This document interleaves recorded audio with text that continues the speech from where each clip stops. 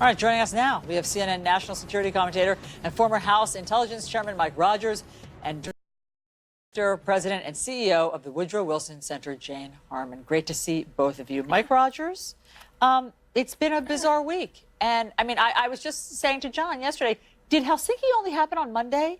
I cannot believe everything, all of the different topsy-turvy turns that this week has taken, capped by the president extending an invitation to Vladimir Putin to the White House this fall.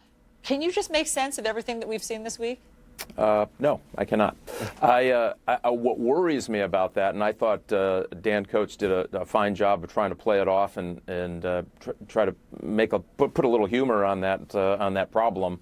But this is a significant problem. If your director of national intelligence, who coordinates all of the information flowing through all of the intelligence agencies, doesn't know what happened in the meeting, which means there was no agenda to try to accomplish and then no debriefing on what they could or couldn't accomplish in that meeting, all of that is problematic. And here's what bothers me most about this. Vladimir Putin, back in February of 22nd, had his defense minister come out and say, we've been so successful in information operations, we're creating special units in the defense ministry of Russia to do these information operations. And then, of course, that's why the GRU, the military intelligence side, was indicted just recently, which means they are moving out smartly and showing no sign of slowing up. And what I think the president doesn't know and is not willing to admit what he doesn't know is that Putin is putting together, he's writing the script for future information operations. And unfortunately, Trump, wittingly or not, is actually being a player, an actor in that script. And they still continue after this meeting starting the message. And when Putin went to his ambassadors and said, there's really big, bad political problems in the democracy of America, but Russia is stable and moving out around the world. That was on purpose. It was part of his script. And that's what I'm just so frustrated about, that the president doesn't realize he's just getting reeled in here by a very sophisticated information. How exactly is President Trump being played by Putin? Well, to go to the meeting and have a meeting where no one else is in it, and now Putin is selectively leaking out what happened in the meeting. Now Putin is in charge of the information. It may be right, it may be wrong, it could be legitimate, it could be illegitimate information, but he's using that and the fact that the president is there trying to have this relationship, and oh, by the way, the politics in America are bad. Remember, this is an old message, both by the Soviet Union and the Russian intelligence services, that America is a bad place and democracy doesn't work, and you shouldn't pay attention to them. He's now promoting that through these very sophisticated speeches and letting information out. I mean, this is what worries me, is that somebody doesn't get a hold of the president and say, hey, wait a minute. You know, you need to understand what Vladimir Putin is trying to do, and he's using you to do it. He's writing the script even this morning. This morning, the Russians are saying that in this closed-door meeting, there was a discussion about having a referendum in Crimea, which is the most Putin-esque of positions on how to deal with the future of Crimea. The Russians are saying this. We have no idea from the White House side if this is something the president is considering or not. He hasn't said no. We just don't know. But before I let that moment go, Jane, the moment of Dan Coats up on that stage, you worked with DNI Dan Coats when he was a senator and you were a member of the House of Representatives. That's not a version of the Dan Coats that I ever saw when he was in the Senate there. Yes, he laughed, but I think he was laughing in a sense because he couldn't cry over what he was learning there. Well, a couple of things. I was a co-author of the bill that set up the DNI, and Mike and I worked closely together when the House Intelligence Committee functioned on a bipartisan basis, which was a very good thing. It's very sad to see its demise now. Yes, he's a quiet guy, and he said at the outset of the thing yesterday, I was there, I am here in Aspen, that he spent his time as a senator trying to get his face in his local paper, and now in this job he's trying to go dark. But he has no choice now, and I think he knows it. This is the moment where he either defends his workforce in the intelligence community, which is supposed to speak truth to power, or not. And I think Dan Coats is a principled guy, and he's got nothing to lose. He's been a senator twice, an ambassador once, and he's at an age where he doesn't need the job, and I think it will be very hard for Trump to push him out. Let me just say one more thing. I think we should assume, I don't have any proof, but that the Russians taped the private meeting. It was in Finland. The GRU is very good at penetrating places, and I think we should assume that. So they're going to dribble out that tape, which we probably don't have.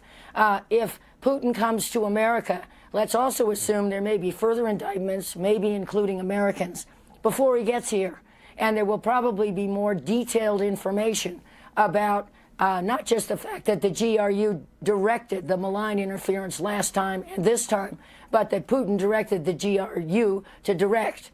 And all of that will be swirling before the election, or if it's after the election, let's imagine that. Maybe the majorities change. I can't see how this visit will help either Republicans get elected or surely Trump carry out some agenda that will exonerate the Russians or exonerate him. So, Mike, I mean, look, I don't want to get too alarmist, but does it cause you any concern beyond just the politics of Vladimir Putin coming to the White House, given everything that Jane has just laid out about how their, KGB or whatever, GRU generally sets up for these types of visits? Oh, clearly, and this is what's so frustrating. I guarantee you Vladimir Putin was prepared for that meeting. I'll guarantee you that he knew the issues of which he was going to address, the kind of buttons he was going to push. They did a profile on the president. They're going to try to figure out what his strengths and weaknesses are. That's why in these meetings, especially with someone who is as savvy as the old KGB officer Vladimir Putin, you want to have people with you, and you want to have really extreme preparation, and you must have an agenda. What do you want out of the meeting, Mr. President? Let's start there.